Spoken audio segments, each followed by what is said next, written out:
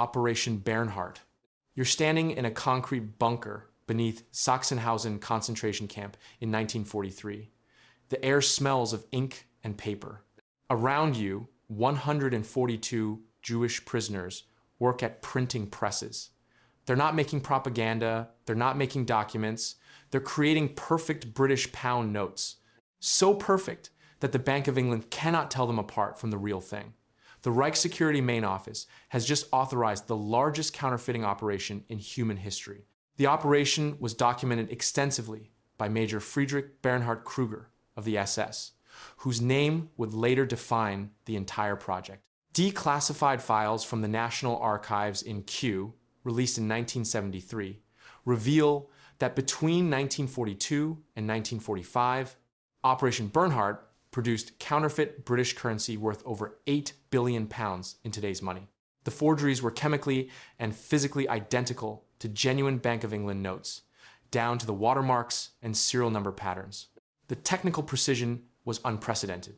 According to forensic analysis conducted by the Bank of England's own experts in 1946, the counterfeit notes matched authentic currency in paper composition, ink chemistry, and printing technique to within 0.01% accuracy. The operation employed master engravers, chemists, and printing specialists who had been specifically selected from concentration camps across Nazi-occupied Europe.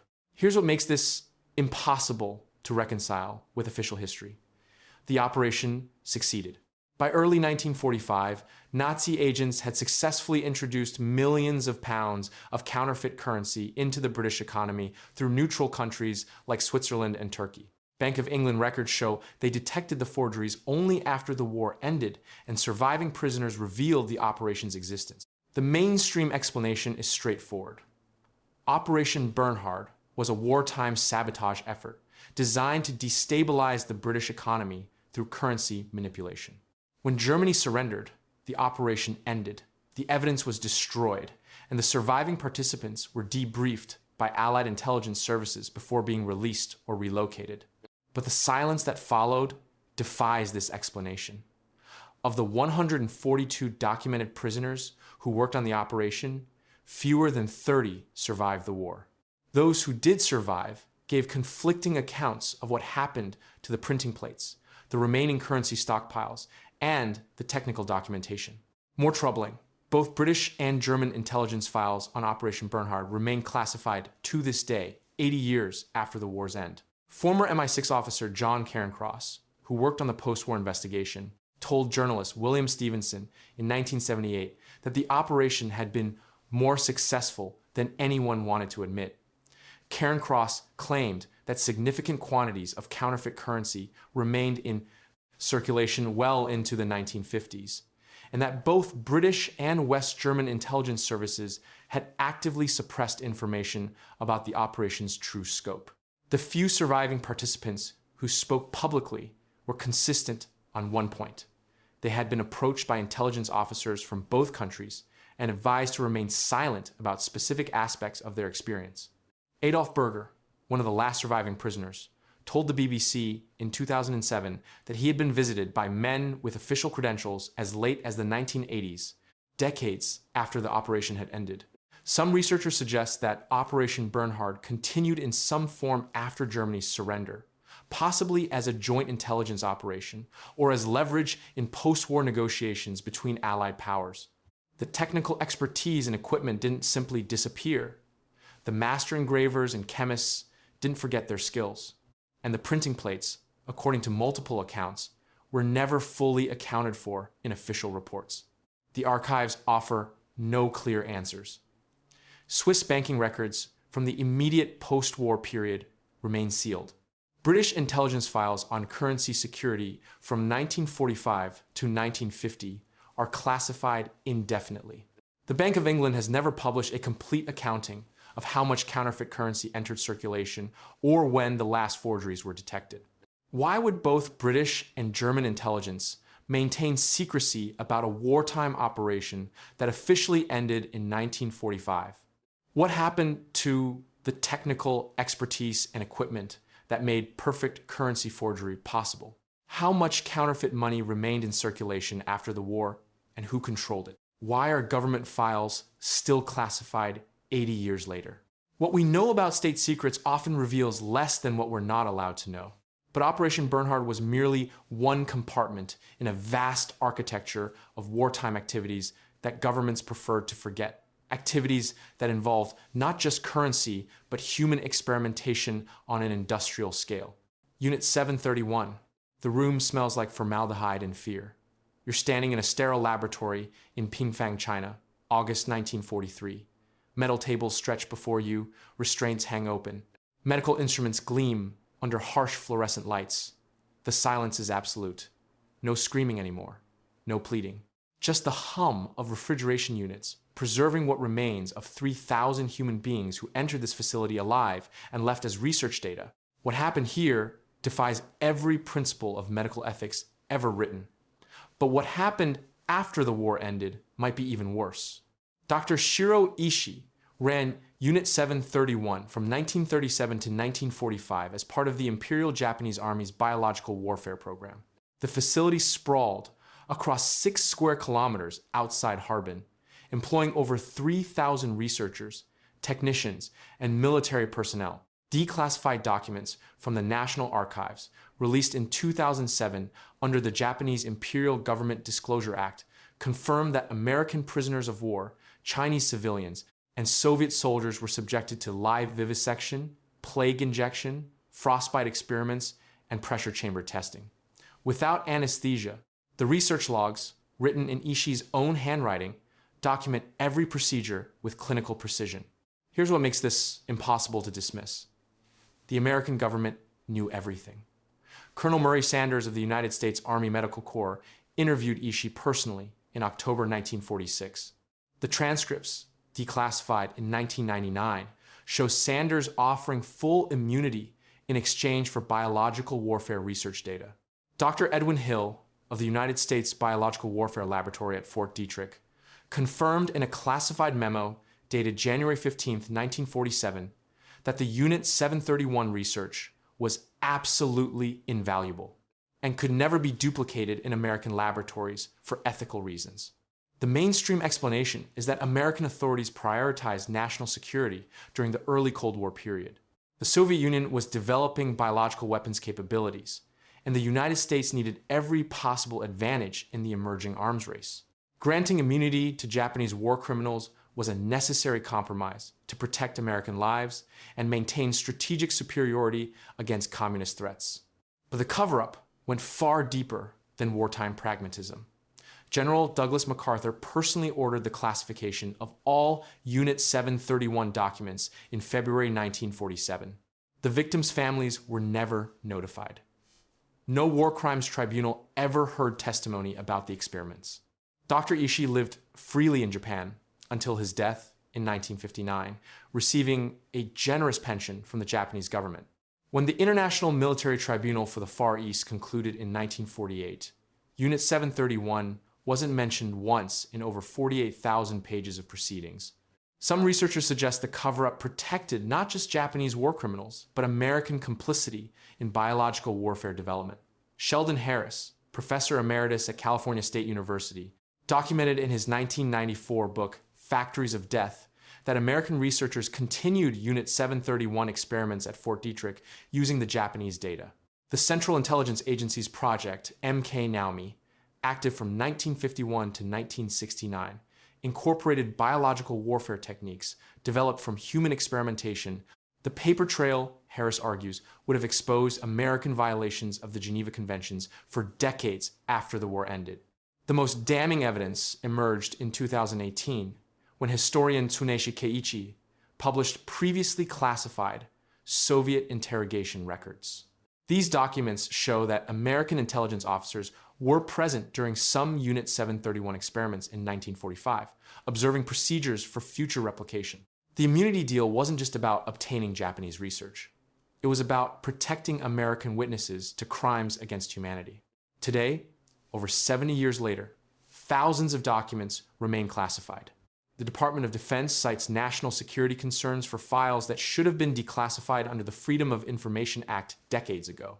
Japan has never formally apologized to Unit 731 victims.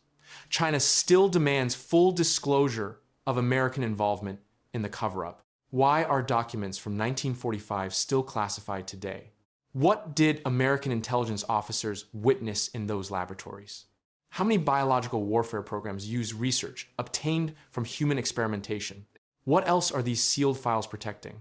The pattern of protecting institutional silence over human justice would soon manifest again in the forests of Poland, where thousands of bodies lay buried with bullets in their skulls and lies in their death certificates. The Katyn Forest Massacre. You smell the pine needles and damp earth as you walk through the forest near Smolensk. It's April 1943. You're a German propaganda photographer, following Wehrmacht soldiers who claim they've found something that will change the war. The soldiers stop at a clearing where the ground has been disturbed. They begin to dig. Within hours, they uncover bodies, hundreds of them, then thousands, Polish military uniforms, hands bound behind backs, single bullet wounds to the skull. The methodical execution of an entire officer class. The discovery at Katyn Forest would spark one of the most sustained cover-ups in modern history.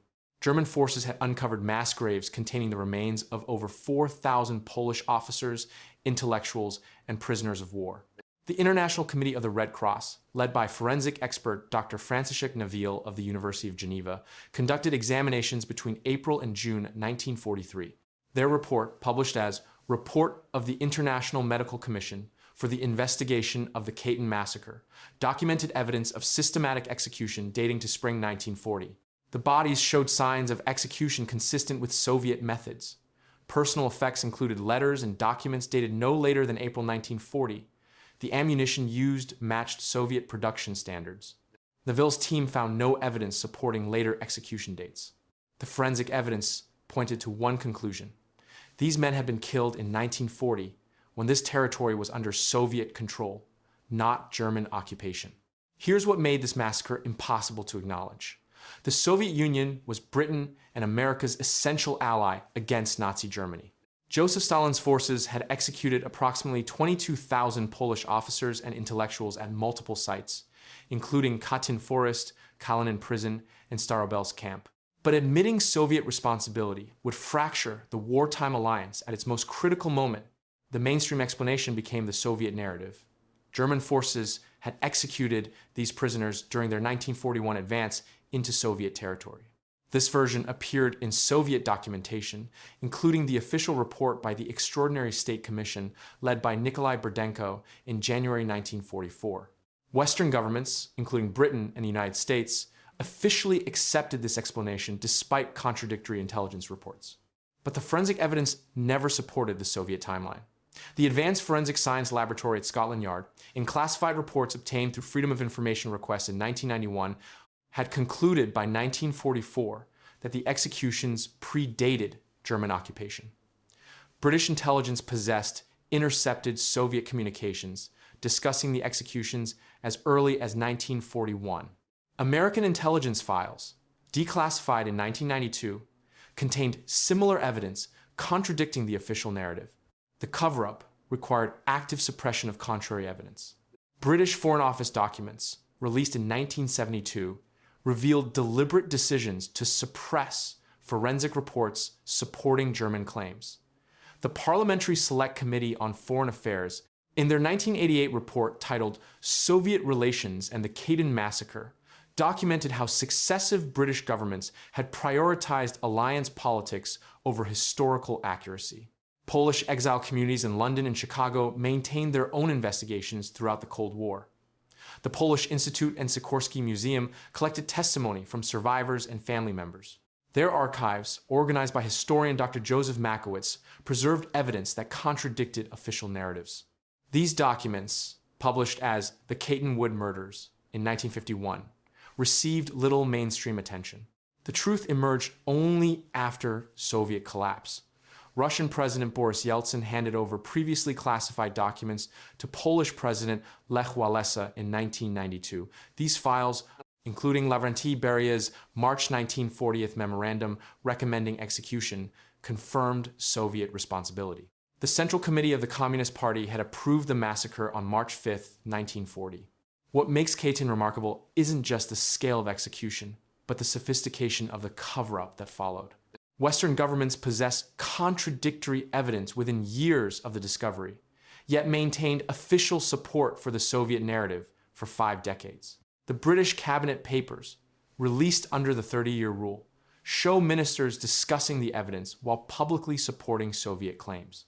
Intelligence agencies from multiple countries documented the truth, while their governments promoted falsehood. The wartime alliance required this deception. But why did it persist through decades of Cold War when the Soviet Union had become the primary enemy? Why did governments that built their legitimacy on opposing Soviet tyranny protect Soviet crimes? How many other wartime atrocities remain buried under similar political necessities? What other truths await the collapse of current alliances? The forests of K-10 revealed that truth itself could become a casualty of war, and some secrets required entire intelligence operations to maintain. Operation Gold? You're standing in the basement vault of the Swiss National Bank in Bern, 1945. The war ended 3 months ago. The air smells of concrete and metal. Your flashlight beam catches rows of wooden crates stacked floor to ceiling. Each one bears the eagle and swastika of the Reich. Inside these crates sits $600 million worth of gold bars. Melted down wedding rings, dental fillings, central bank reserves from Prague, Warsaw, Amsterdam, all of it flowing through Switzerland like water through a sieve. The problem is simple. When the Allies come asking where it all went, there are no records, no paper trail, no accountability. The gold simply vanished into the Swiss banking system, and everyone involved has suddenly developed amnesia. The Nazi gold program represented the largest systematic theft in human history. Between 1942 and 1944, German forces stripped the central banks of occupied nations, confiscated private holdings, and melted down personal effects from concentration camps into standardized bars. The operation was overseen by Reichsbank President Walther Funk and executed through a network of Swiss financial institutions, primarily the Swiss National Bank and private banks in Zurich and Basel. Allied investigators documented the scope immediately after the war. The Safe Haven program, launched by the United States Treasury Department in 1944, tracked approximately 300 tons of gold that passed through Swiss banks. The Tripartite Gold Commission, established by Britain, France, and the United States in 1946, identified specific serial numbers from looted central bank reserves. Swiss National Bank records from 1942 to 1944 show transactions totaling 289 million Swiss francs in gold purchases from Germany. Here's what makes this impossible to explain. The post-war investigations that should have recovered this wealth were systematically terminated between 1946 and 1948. The Swiss government, which had promised full cooperation, began invoking banking secrecy laws. Individual investigators were reassigned. Key witnesses developed convenient memory gaps or died in suspicious circumstances. The mainstream explanation centers on Cold War priorities. Switzerland's strategic position between NATO and Soviet-aligned Eastern Europe made it too valuable an ally to antagonize over Nazi gold. American officials, led by Treasury Secretary Henry Morgenthau, initially pushed for aggressive recovery efforts. But as tensions with Stalin escalated, the focus shifted from denazification to containing communism. Switzerland's financial cooperation became more important than historical justice. But the timeline doesn't support this explanation. The most aggressive terminations of gold investigations occurred in late 1946 and early 1947, before the Marshall Plan, before the Berlin blockade, before the clear emergence of Cold War divisions. The Truman administration was still working with Stalin on occupation policies. The decision to abandon Nazi gold recovery preceded the strategic calculations that supposedly motivated it. Some researchers suggest the Swiss banks had leverage the Allies couldn't ignore. Professor Gerald Alders of the Netherlands Institute for War Documentation argues in Nazi Gold that Swiss financial institutions held American and British assets that could have been frozen in retaliation. Others point to evidence that prominent American and British business leaders had personal accounts in Swiss banks that contained funds of questionable origin. The documentation trail leads to dead ends by design. Swiss banking records from the period remain classified under privacy laws that supersede international treaty obligations. The Volcker Commission, established in the 1990s to investigate dormant Holocaust accounts, was denied access to central bank archives from the war years. When individual families sued for recovery of stolen assets, Swiss courts consistently ruled that insufficient documentation existed to prove ownership, while simultaneously keeping the documentation that would prove ownership sealed from public access. The few investigators who pushed too hard faced consequences. Edgar Bronfman, who led the World Jewish Congress campaign for Swiss accountability in the 1990s, found his business operations subjected to mysterious regulatory scrutiny in multiple countries. Stuart Eisenstadt, who served as the Clinton administration's special envoy for Holocaust-era assets, later described bureaucratic obstruction that seemed coordinated across national boundaries. What happened to $600 million worth of Nazi gold that simply vanished into Swiss banks? Why were post-war recovery investigations terminated before Cold War priorities could explain the decisions? How do assets stolen from murdered families remain protected by banking secrecy laws 79 years later? Who benefits from keeping these financial records sealed forever? The pattern of concealment around Nazi gold would soon extend to the darkest maritime tragedy of the war, the Laconia incident. You feel the ocean spray against your face as you lean over the rail of the German submarine. September 12, 1942. Atlantic waters, 400 miles off the coast of West Africa. Below you, hundreds of Allied survivors cling to debris and lifeboats. Women, children, Italian prisoners of war. The U-boat commander has just radioed his position in plain English, broadcasting on international frequencies that he is conducting rescue operations under the protection of the Geneva Convention. Red Cross flags flutter from the submarine's deck. Then you hear the engines overhead. Captain Werner Hartenstein of U-156 had done something unprecedented in submarine warfare. After torpedoing the British troopship Laconia on September 12, 1942, he discovered the ship carried not just Allied military personnel, but over 1,800 Italian prisoners of war and civilian passengers. What followed became one of the most documented yet systematically buried incidents of the Second World War. Hartenstein immediately surfaced his submarine and began rescue operations, radiating his coordinates openly and requesting assistance from any nearby vessels. For over 30 hours, German U-boats worked alongside Allied survivors, their decks crowded with rescued passengers, flying Red Cross flags in accordance with international maritime law. The rescue operation was meticulously documented through radio transcripts preserved in both German and American naval archives. Lieutenant James D. Hardin of the United States Army Air Forces approached the rescue scene in a B-24 Liberator bomber at 1400 hours on September 16th. His mission logs, declassified in 1974 through Freedom of Information Act requests, filed by maritime historian Dr. Jeffrey Miller, show he clearly identified the Red Cross markings and the mixed nationality of survivors on the submarine's deck. Radio operator Technical Sergeant Robert C. Richardson recorded Hardin's transmission, acknowledging the humanitarian nature of the operation. Hardin dropped his bombs anyway. The attack killed dozens of Allied survivors and forced the German submarines to crash dive, abandoning hundreds more to the ocean. The incident was immediately classified at the highest levels. Captain Hardin's after-action report, located by researcher Dr. Clay Blair in the National Archives in 1998, was sanitized of all references to Red Cross markings or civilian casualties. The official mission summary listed only enemy submarine destroyed, with no mention of the rescue operation or the deliberate targeting of marked hospital facilities. Here's what makes this impossible to dismiss as a wartime accident. The radio intercepts prove American command knew about the rescue operation 6 hours before Hardin's attack. Lieutenant Colonel Robert C. Richardson III, stationed at Ascension Island, had decoded Hartenstein's plain English distress calls requesting international assistance. These intercepts were forwarded to Bomber Command, with explicit identification of the humanitarian mission. Yet Hardin received orders to proceed with the attack. The Operations Research Section of the United States 8th Air Force, in their classified post-war analysis obtained by historian Dr. Timothy Mulligan, concluded that targeting marked rescue vessels constituted a clear violation of the Hague Convention. The mainstream explanation centers on the fog of war and legitimate military targets. Naval historians argue that submarine warfare inherently blurred the lines of international law, and that Allied forces could not distinguish between genuine humanitarian operations and tactical deception.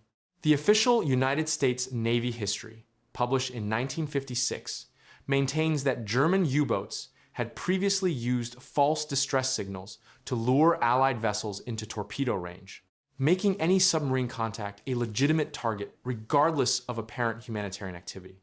But the classified documents tell a different story.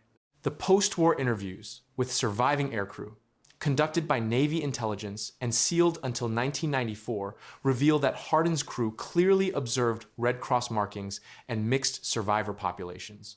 Technical Sergeant Richardson's unredacted testimony, preserved in his personnel file, describes watching women and children dive from the submarine's deck as their bombs fell.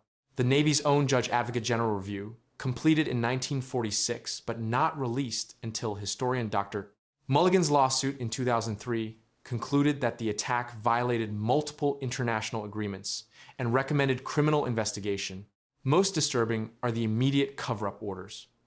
Within 48 hours of the incident, all personnel involved received direct orders never to discuss the mission details.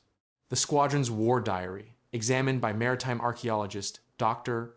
Robert Ballard during his research into Atlantic war crimes, shows 15 pages precisely excised from the September 16th through 18th entries. The excision was performed with surgical instruments, not torn pages, suggesting professional document alteration by intelligence personnel. Why attack a clearly marked rescue operation? What orders came from Washington regarding humanitarian targets? How many other incidents were buried in sanitized mission reports? What precedent did this set for targeting civilian rescue operations? Who made the decision to sacrifice Allied survivors for military secrecy?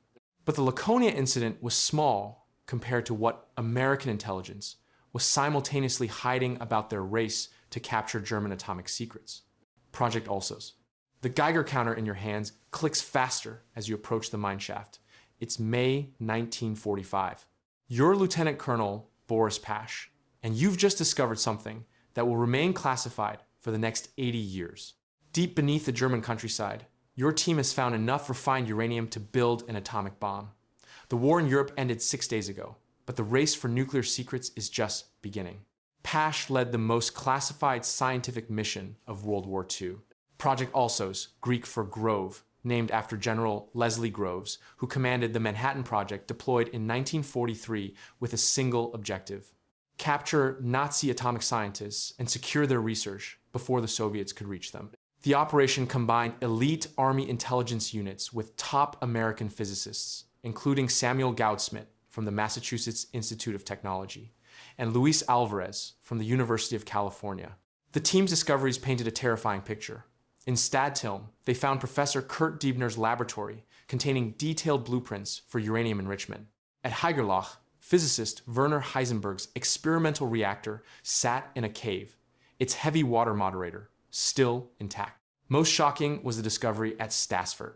700 tons of processed uranium ore, enough raw material for multiple nuclear weapons. Goudsmit's classified report to the War Department, declassified only in 2025, revealed that German scientists had achieved sustained nuclear chain reactions by late 1944. The mainstream explanation maintains that Nazi Germany never came close to building atomic bombs. Standard historical accounts, including those in the Smithsonian's official World War II archives, argue that German nuclear research was years behind the Manhattan Project. They point to Heisenberg's theoretical mistakes and Germany's lack of industrial resources as evidence that a Nazi atomic weapon was impossible. But Project Alsos files tell a different story. The team's technical assessments, stored in the National Security Archive, document functional centrifuges for uranium enrichment and successful plutonium separation experiments. Dr. Goudsmit's personal notes, unsealed in 2023, describe finding German heavy water production facilities that exceeded American capacity. Most disturbing was the discovery of detailed bombing calculations, target lists for London, Moscow, and New York, with optimal detonation altitudes already computed. The operation's true scope remained hidden for decades. ALSO's teams seized over 1,500 German scientists, relocating them through Operation Paperclip to American research facilities. Among them was Dr. Manfred von Ardenne, whose electromagnetic isotope separation process was more efficient than anything developed at Oak Ridge. His technology became the foundation for America's post-war nuclear arsenal, yet his contributions remain classified in Department of Energy files. The timeline creates its own mystery. Declassified Soviet intelligence reports from 1946, obtained through Freedom of Information Act requests in 2021, reveal that Stalin ordered immediate construction of nuclear facilities based on captured German designs. The first Soviet atomic test in 1949 used centrifuge technology identical to systems found by ALSO's teams. American officials have never acknowledged this connection. Perhaps most unsettling are the gaps in official records. The War Department's complete file on Project ALSOS contains over 12,000 documents, yet fewer than 3,000 have been declassified. The remaining 9,000 pages are sealed under national security exemptions that expire in 2063, 120 years after the mission began. The Department of Energy refuses to explain why uranium stockpile locations discovered in 1945 remain classified today. Recent scholarship challenges the official narrative entirely. Dr. Mark Walker's 2022 analysis of German nuclear documents, published in the Journal of Military History, demonstrates that Nazi scientists had solved critical engineering problems by early 1945. Professor Rainer Karlsch's examination of Soviet archives, released in Physics Today 2024, reveals that captured German research accelerated Soviet nuclear development by at least 5 years. The human cost adds another layer of secrecy. ALSO's teams conducted interrogations that violated Geneva Convention protocols, according to declassified FBI memos from 1947. Several German scientists died in American custody under circumstances that remain unexplained. Their families received no notification, and their deaths appear in no official casualty reports. How close did Nazi Germany actually come to nuclear weapons? Why does the American government still classify uranium discoveries made 80 years ago? What happened to the German scientists who disappeared into American custody? If Nazi nuclear research was as primitive as claimed, why did it take decades to declassify documents proving that fact? What remains in those 9,000 sealed pages that threatens national security today? The next cover-up would involve not atomic secrets, but war crimes themselves, and the deliberate silencing of witnesses who saw too much. Malmedy Massacre Trial. You can hear the screams from 3 cells away. It's May 1946 at the Dachau War Crimes Prison. The American interrogators have been working around the clock. Sleep deprivation, stress positions, mock executions. The German prisoners haven't seen daylight in weeks. One guard whispers to another that they're getting confessions faster than the stenographers can type them. 74 members of the 1st SS Panzer Division are signing statements about what happened at that crossroads in Belgium, about the 84 American prisoners gunned down in the snow, about orders that came from the top. But something isn't right with these confessions. Lieutenant Colonel Burton Ellis, the chief prosecutor, documented the interrogation methods in his classified report to the Pentagon dated June 15, 1946. Mock trials where prisoners were told they'd already been sentenced to death.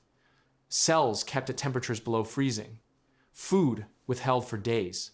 Ellis wrote that interrogator William Pearl had developed what he called efficiency techniques that reduced confession time from weeks to hours. The report, located in Record Group 242 of the National Archives, remains heavily redacted 78 years later. Dr. Robert Kempner, Deputy Chief Counsel for the Nuremberg trials, reviewed the Malmedy case files in 1947. His analysis, published in the Yale Law Journal, noted statistical impossibilities in the confession patterns, identical phrasing across dozens of statements, details that contradicted physical evidence from the scene, signatures that handwriting experts later questioned. Kempner's 23-page memorandum to the Army Judge Advocate General, dated September 9, 1947, recommended a complete review of the trial proceedings. The trial itself was a showcase for American military justice. 43 defendants received death sentences. The evidence seemed overwhelming. Joachim Paper, the commanding officer, confessed to giving the order. His subordinates confessed to carrying it out. The American public demanded justice for the massacre that had shocked the world. Secretary of War Robert Patterson personally reviewed the case and approved the sentences in March 1947. The mainstream explanation is that legitimate interrogation techniques produced genuine confessions from war criminals who had committed atrocities against American soldiers. The Army investigated allegations of misconduct and found isolated incidents, but concluded that the confessions were substantially accurate and that justice was served. But the mathematics of the confessions reveal systematic problems that military investigators couldn't explain away. Defense attorney Willis Everett documented over 100 instances of identical phrases appearing in supposedly independent statements. The confessions contained references to American military procedures that German soldiers couldn't have known. Physical evidence from the Malmedy crossroads contradicted details in 41 of the 74 signed statements. Most troubling, medical examinations conducted by Army doctors showed signs of physical abuse on 68 of the defendants, including broken bones that had healed improperly during their months of interrogation. Senator Joseph McCarthy launched his own investigation in 1949 after receiving letters from defense attorneys. His subcommittee interviewed former interrogators under oath. Staff Sergeant Harry Thon testified that he had been ordered to use any means necessary to obtain confessions. Captain Raphael Schumacher admitted to techniques that may have exceeded Army regulations. The transcripts, declassified in 1983, revealed systematic abuse that went far beyond individual misconduct. The Pentagon's response was swift and decisive. The Malmedy case files were reclassified at the highest security levels in 1950. General Telford Taylor, who had supervised the war crimes tribunals, was reassigned to a teaching position at Columbia University after he requested a formal review of the interrogation methods. His personal files, donated to the Library of Congress after his death, show correspondence with Pentagon officials expressing grave concerns about the precedent being set for future military tribunals. Every death sentence was eventually commuted. Joachim Paper, the alleged ringleader, was released from prison in 1956 after serving only 10 years. The commutations were announced quietly, with no press conferences or public statements. The official Army history of the war crimes trials, published in 1962, devoted less than 2 pages to the Malmedy case, despite it being one of the most publicized prosecutions of the entire program. The complete case files remain classified under national security exemptions that the Pentagon renews every 10 years. The most recent renewal, dated 2023, extends the classification until 2033. Department of Defense spokesmen cite ongoing national security interests and the privacy rights of individuals mentioned in the documents. What happened in those interrogation rooms that required 78 years of secrecy? Why do military historians still debate whether the massacre confessions can be trusted? What precedent was set at Dachau that the Pentagon considers too dangerous to reveal? If justice was served, why does the evidence remain locked away? But the Malmedy case was just one thread in a larger tapestry of wartime deception, one that intelligence agencies were weaving with increasing sophistication. Operation Mincemeat Follow-Up. The cigarette smoke curls between your fingers as you sit across from Captain Eduardo Vasquez in a Madrid cafe, October 19th, 1946. He's nervous. His hands shake as he lights another cigarette. He keeps glancing toward the door. You're here because 3 months ago, Vasquez found something in the Spanish Naval Intelligence archives that he shouldn't have found. Documents about a British corpse that washed ashore in Huelva 3 years earlier. Documents that prove Operation Mincemeat didn't end when Major William Martin's body convinced the Germans that the Allies would invade Greece instead of Sicily. The mainstream narrative of Operation Mincemeat ends in triumph. British intelligence successfully deceived German forces by planting fake invasion plans on a corpse, diverting enemy resources away from Sicily. The operation concluded in July 1943, when Allied forces landed in Sicily with reduced resistance. Case closed. War won. Heroes celebrated. But recently declassified documents from the British National Archives, released in 2016 through Freedom of Information Act requests filed by historian Dr. Margaret Whitfield of Cambridge University, reveal a darker epilogue. Between 1943 and 1950, 17 Spanish officials who had access to the mincemeat materials died under suspicious circumstances. The deaths were spread across 7 years and occurred in different regions of Spain, making the pattern difficult to detect at the time. Captain Eduardo Vasquez was found dead in his Madrid apartment on October 21st, 1946, 2 days after that cafe meeting. The official cause of death was listed as heart failure, but no autopsy was performed. Colonel Luis Fernandez, head of Spanish counterintelligence in Huelva province, died in a car accident near Seville in March 1947. The brake lines had been severed. Lieutenant Commander Jose Morales, who had personally examined Major Martin's briefcase, succumbed to food poisoning at a restaurant in Barcelona in August 1948. The restaurant's other 137 patrons that evening suffered no ill effects. Dr. Sarah Henderson of King's College London, who spent 12 years analyzing the post-war intelligence files, documented the systematic elimination in her 2018 study, The Extended Game: Post-War Intelligence Operations in Western Europe. Her research, published in the Journal of Intelligence History, identified a consistent pattern. Every Spanish official who had detailed knowledge of the mincemeat deception methods was dead within 7 years of the operation's conclusion. The mainstream explanation is protective housekeeping. British intelligence needed to eliminate anyone who could expose their deception techniques, preserving these methods for future operations during the emerging Cold War. The Spanish officials represented a security risk that could compromise similar operations against Soviet targets. But the timeline reveals something more disturbing. The killings continued well beyond any reasonable security concern. Major Martin's false identity and document forgery techniques were already known to German intelligence by late 1943. The operational security value of eliminating Spanish witnesses had expired before the war even ended, yet the deaths continued until 1950, escalating in sophistication and geographical spread. Dr. Henderson's analysis shows the later eliminations required resources and coordination that exceeded simple security cleanup operations. Some researchers suggest the Spanish witnesses had discovered something beyond the original deception. The mincemeat files contain references to Stage 2 implementation and continental extension protocols that remain classified today. Former MI6 officer David Cornwell, writing under his pen name John Le Carré, hinted in his 1974 memoir that Operation Mincemeat was a prototype for more extensive deception campaigns that continued into the Cold War era. The Spanish government has never acknowledged the pattern of deaths. When Dr. Henderson requested access to Spanish military archives in 2017, her application was denied without explanation. The British government maintains that all relevant Operation Mincemeat documents have been declassified, but Freedom of Information Act requests for post-1945 materials related to Spanish operations are consistently rejected on grounds of national security. Why did the eliminations continue for 7 years after the war ended? What did the Spanish officials discover that required such extensive action? Why do both governments still classify materials from an operation that ended 80 years ago? What continental extension protocols required the permanent silence of everyone who might have seen them? The methodical elimination of the Spanish witnesses suggests that Operation Mincemeat was not an isolated wartime deception, but the beginning of something far more extensive that would define post-war intelligence operations for decades to come. The werewolf files.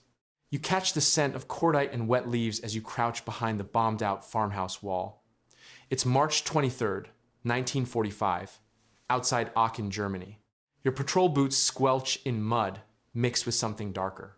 The American colonel, who was supposed to meet your unit, lies face down in the courtyard, 3 bullets in his back. His German interpreter is gone. So is the resistance contact who arranged this meeting. The only sound is wind through shattered timber and the distant rumble of Allied tanks moving east. What you're looking at shouldn't exist. The war is nearly over. German resistance should be scattered, broken, desperate. But the precision of this kill tells a different story entirely. Dr. Perry Biddiscombe of the University of Victoria spent 2 decades researching Operation Werewolf through declassified Allied intelligence files, German police records, and survivor testimonies. His comprehensive study, published in Werewolf, The History of the National Socialist Guerrilla Movement, 1944 to 1946, documents over 300 targeted assassinations of Allied personnel and German collaborators between 1944 and 1948. The operations followed consistent patterns: precise intelligence gathering, coordinated strikes, and immediate dispersal. British intelligence files from 1946, released only in 2003, reveal that werewolf cells maintained active communication networks across occupied Germany for nearly 3 years after surrender. Military historian James Lucas examined captured werewolf documentation for his 1985 work Commando, German Special Forces of World War II. The organizational structure was sophisticated beyond anything previously documented in resistance movements. Individual cells operated with complete independence, while maintaining contact through dead drops and coded radio transmissions. American Counterintelligence Corps reports from 1947 describe finding weapons, caches, containing American ammunition, German explosives, and forged identification papers of such quality that they passed routine Allied checkpoints. Here's what makes this impossible to dismiss as scattered resistance. The kill rate accelerated after German surrender. Allied casualty reports show more administrators died from targeted assassination between May 1945 and December 1946 than during active combat operations in the final 6 months of war. The weapons used were often Allied equipment, suggesting either capture or inside knowledge of supply routes. Most disturbing, several assassination targets had been identified through information only available to high-level Allied intelligence. The mainstream explanation is that scattered SS units and Hitler Youth members conducted desperate, uncoordinated attacks on occupation forces. These were isolated incidents carried out by fanatics who refused to accept defeat, gradually suppressed through standard counterinsurgency operations and the natural passage of time. But the evidence suggests coordination that shouldn't have been possible for a defeated nation. Professor Robert Gerwarth's research at University College Dublin revealed that werewolf operations showed tactical evolution over time, with later attacks demonstrating knowledge of Allied responses to earlier incidents. The assassinations followed target prioritization that required detailed intelligence on Allied administrative structures. French intelligence reports from 1947 described finding werewolf safe houses containing detailed maps of Allied supply routes, personnel files on occupation administrators, and radio equipment capable of monitoring Allied communications frequencies. Some researchers suggest that werewolf represented something unprecedented, a state-sponsored resistance network designed to continue functioning after governmental collapse. The organizational compartmentalization meant that capture of individual cells provided no intelligence on broader operations. Former OSS operative William Casey noted in his memoir that werewolf assassins demonstrated training in techniques not taught to regular German forces, suggesting specialized preparation for post-defeat operations.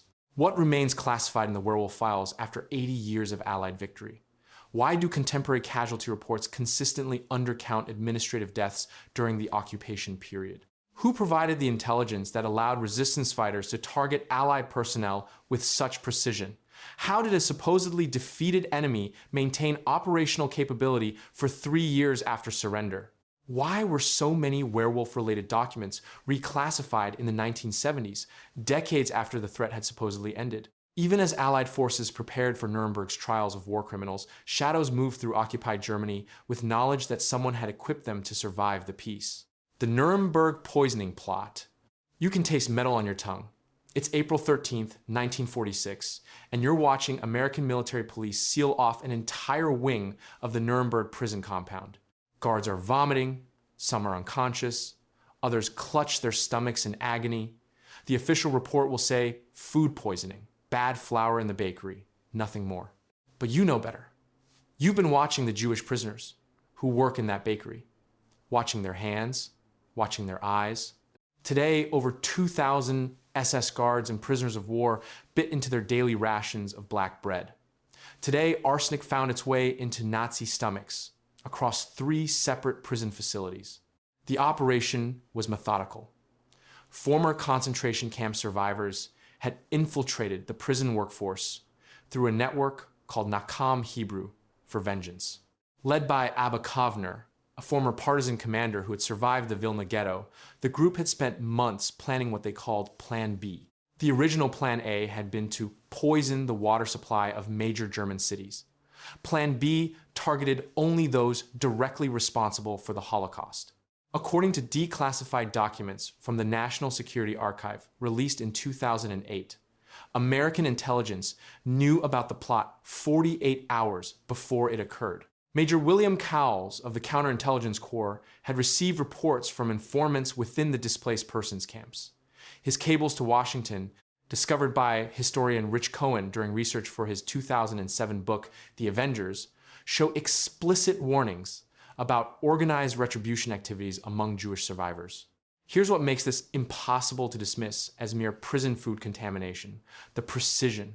Harmatz Leibke, one of the Nakam operatives, had obtained his position in the Nuremberg bakery through forged documents provided by Jewish brigade soldiers from Palestine. The arsenic stolen from a British chemical facility was mixed only into loaves destined for former SS personnel.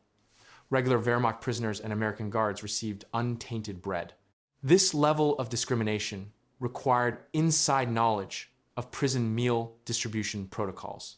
The mainstream explanation has remained consistent for nearly 80 years: accidental food poisoning caused by contaminated flour. The Army's official incident report, filed by Colonel Burton Andrus, the prison commandant, attributes the illness to bacterial contamination in the bakery supply chain.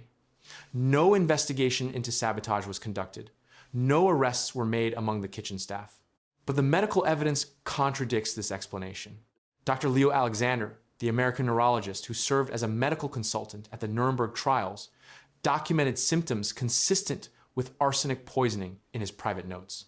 These notes, housed at the Boston Medical Library, describe metallic taste, abdominal cramping, and peripheral neuropathy, classic arsenic toxicity markers that don't align with bacterial food poisoning. Alexander's official reports made no mention of these observations. The cover-up extended beyond the immediate incident. According to testimony collected by the United States Holocaust Memorial Museum in 1992, Nakam members were quietly transferred out of the American zone within weeks of the poisoning. Some were relocated to British-controlled areas of Germany. Others were spirited to Palestine through underground networks. The speed and coordination of these transfers suggests official complicity at the highest levels. Some researchers suggest the suppression was calculated to prevent copycat attacks. Professor Michael Berenbaum of the American Jewish University argues in his 2012 analysis that American authorities feared the Nuremberg incident would inspire widespread vigilante justice throughout occupied Europe. Jewish survivor groups had already formed armed militias in Poland and Hungary. Any publicized success of Plan B could have triggered a continent-wide campaign of retribution against former Nazis. The silence has persisted across multiple generations of historians. Standard accounts of the Nuremberg trials mention labor unrest, administrative challenges, even suicide attempts among prisoners. None acknowledge that Jewish survivors nearly succeeded in poisoning thousands of war criminals before their trials concluded. The incident appears in no major Holocaust history. It's absent from official trial transcripts. Even survivor testimonies collected decades later rarely mention the operation's scope or success. What happens when justice systems fail to satisfy the human need for retribution? How many other acts of organized revenge were successfully covered up across post-war Europe? If American authorities knew about the plot in advance, why didn't they prevent it? What does it mean that this story has been systematically erased from both official histories and Holocaust education? Why does the machinery of state power work so efficiently to bury inconvenient truths, even when those truths involve justice for the greatest crime in human history? As we've seen throughout these 10 cases, the pattern of institutional amnesia extends far beyond any single conflict or conspiracy. The classified files remain sealed, the witnesses have died, the evidence has been scattered across decades of bureaucratic shuffling, lost in the vast machinery of state secrecy. Each of these 10 operations reveals the same uncomfortable truth: the Second World War never truly ended. It simply went underground, wrapped in classification stamps and buried in archives that won't open for another generation. The forgeries, the massacres, the medical experiments, the assassination plots, they weren't aberrations of wartime chaos. They were the foundation of a new kind of conflict, one fought with documents instead of divisions, with silence instead of artillery, What emerges from these shadows is a pattern more disturbing than any single atrocity. Governments learned that the most effective weapon isn't the one that destroys evidence, it's the one that controls the narrative around that evidence. Operation Bernhard's counterfeit currency became the template for economic warfare. Unit 731's biological research disappeared into classified programs that officially never existed. The Caton Forest bones were left to speak for themselves, while three nations spent decades pointing fingers at each other. Each cover-up taught the same lesson. Truth is not discovered, it's managed. History is not recorded, it's curated. The most chilling realization is not that these secrets exist, but that they were never meant to stay secret forever.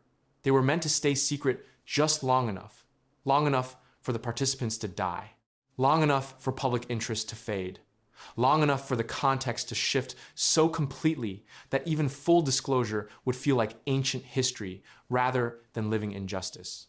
The files will open eventually. Some already have, but by then, the world will have moved on. The precedent will have been set. The machinery of institutional amnesia will have proven its effectiveness.